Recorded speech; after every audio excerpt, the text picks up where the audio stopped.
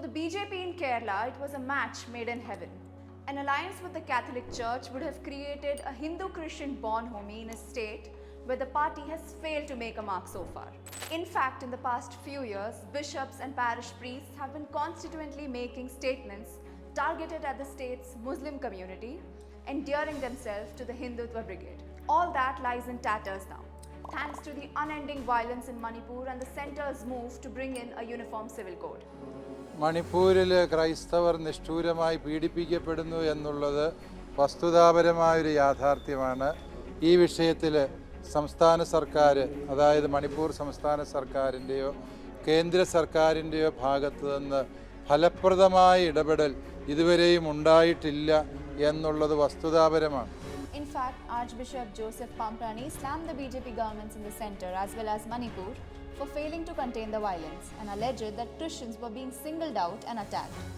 The tension in Manipur has turned into a genocide which is unheard of in the history of the country. It has developed into another version of the riots in Gujarat, the Archbishop said. So how did the BJP-Church honeymoon begin in Kerala and what is forcing its breakup? Let's start with Kerala's demographics. Hindus make up about 54% of the total population, Muslims 26% and Christians 18%. Kerala's Hindu population doesn't adhere to the classical four-caste system, which means there is an absence of the traditional business class among Kerala Hindus. This left the field open for Syrian Christians and Mapla Muslims of Kerala.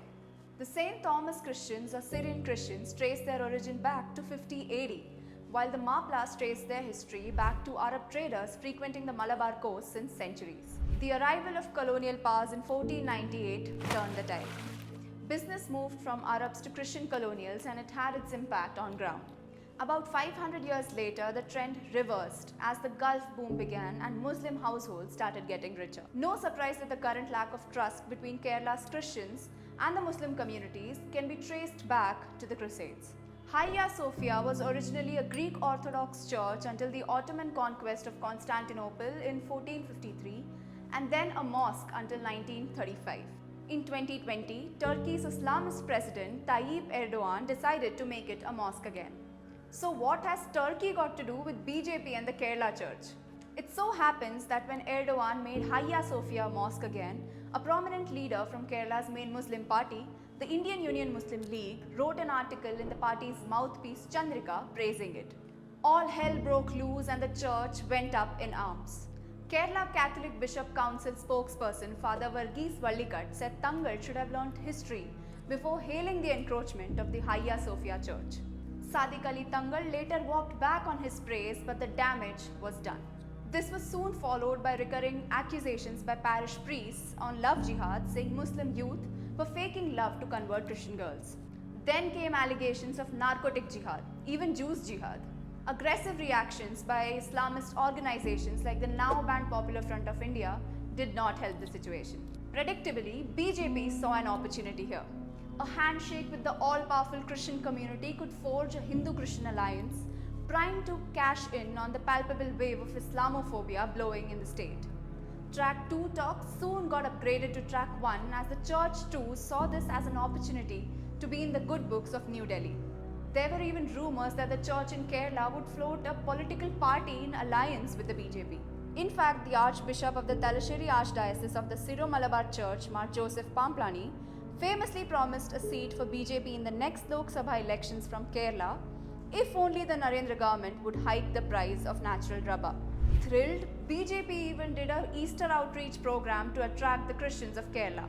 The same Pamplani is now the face of the growing disenchantment. Even before that, the church had been finding it tough to justify its newfound love for BJP as the ruling Marxists pointed fingers at them every time a Christian or a church was attacked in any BJP-ruled state.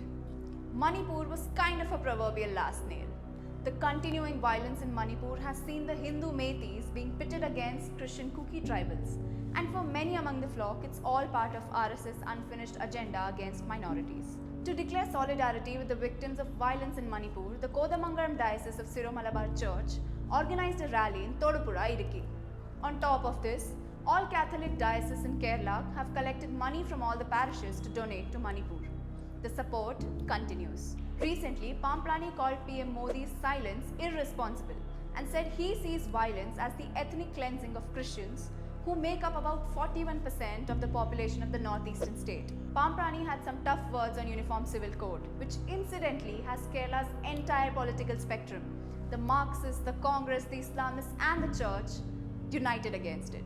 Within the Hindu community itself, there is diversity in rituals and practices. Hence, the government should subject the matter to democratic discussions so that people can understand what is being proposed to be implemented, he said. He wants its details to be made open to debate. Kerala has one of the highest numbers of RSS shakhas or branches. But the joke is that even the family members of RSS activists don't vote for Kerala's tottering BJP. And with the church's displeasure with the BJP, it looks like the lotus waiting to bloom in Kerala might have to go to hibernation again. This is Deepthi Rao and you are watching India Today SoSouth.